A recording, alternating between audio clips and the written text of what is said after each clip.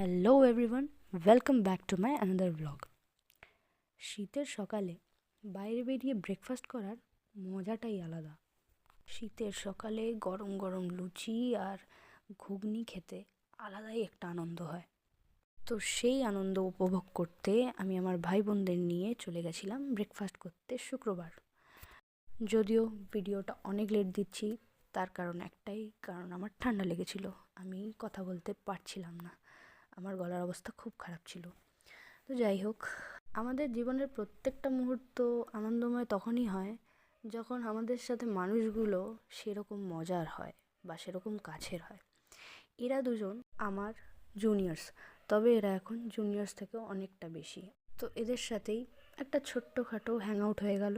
আমরা একসাথে খাওয়া দাওয়া করলাম, খাওয়া দাওয়া করে নেওয়ার পর আমরা চলে গেলাম কিছু ফটোশ্যুট করতে। ফটোশ্যুট করে নেওয়ার পর আমরা চলে গেলাম রুম। তো এখানেই শেষ করছি আজকের ভিডিওটা। আবার দেখা হবে নেক্সট ব্লগে। টাটা।